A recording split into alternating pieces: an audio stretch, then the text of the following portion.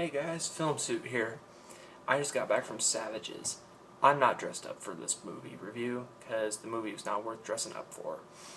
So, oh gosh, that movie was a letdown.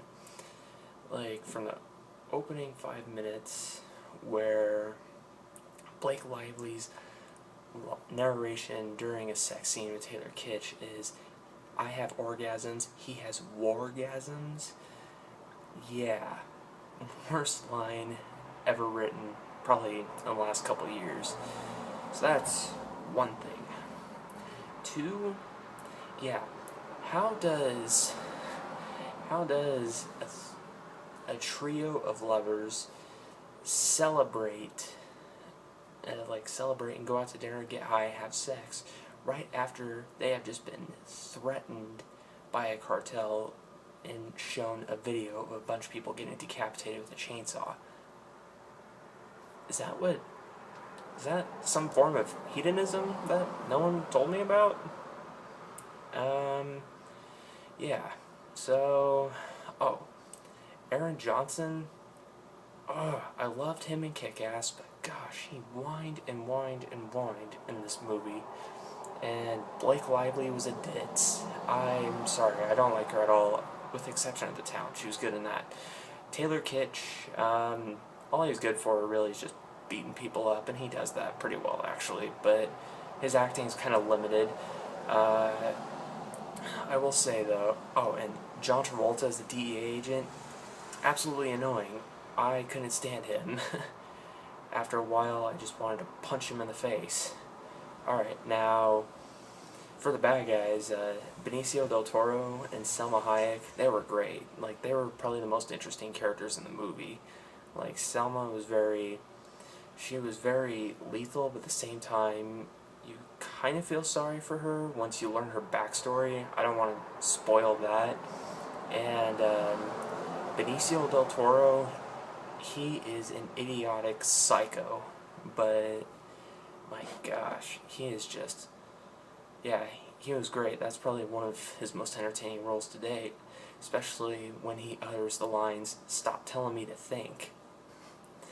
I actually got a good chuckle out of that. That was pretty entertaining. Emile Hirsch, Girl Next Door, Into the Wild, Lords of Dogtown. He was in it. He has a small part as Ben and Sean. That's the two main characters. He's their money launderer, and he was entertaining. He was probably the best character in the whole movie.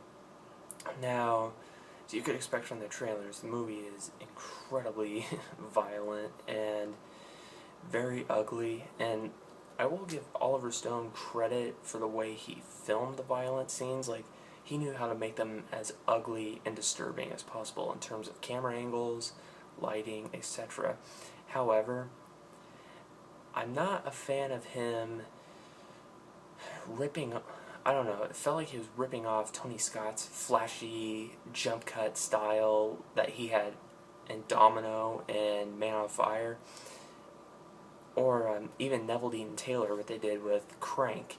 It really felt like Oliver Stone was just trying to do that, and I mean, this is the guy who came up with such an incredible visual style for Natural Born Killers, and now he has to resort to kind of half-assing this and taking other people's styles. Yeah, I don't know. Still love Oliver Stone for Natural Born Killers, but I think he's just not in his prime anymore. And the movie, I mean, it's entertaining. It has its intense moments. It has some pretty memorable, violent moments, including one of the most disturbing and gruesome torture scenes I have seen since the scene where a guy got his head put in a vice in a casino. There's one that probably tops that. So, yeah, it's quite graphic. Oh, another thing that bugged me, there's too much going on in this movie. Like, there's points where I'm like, who's this character working with? What's going on? Who's playing who? Like, it wasn't really clear on that, and it felt like that. And then It's almost like Oliver Stone knew he wasn't, so that's when he sent in Blake Lively to narrate it. Kind of gives it, again, half-assed narrative. Well, I still give it credit for having some cool action scenes, especially Navy SEALs versus the cartel. That's kind of a cool plot, but and Benicio and Selma trying, and Emile Hirsch, so I don't like it enough to recommend it. I don't hate it enough to say skip this movie, so I'm going to be pretty damn generous here and give this rating a 2.5 out of 5. Now, I should warn you, a little tight on budget right now, so next review won't be for another week and a half, but it'll be worth it, and I'll be suited up for The Dark Knight Rises. Tune in a week and a half.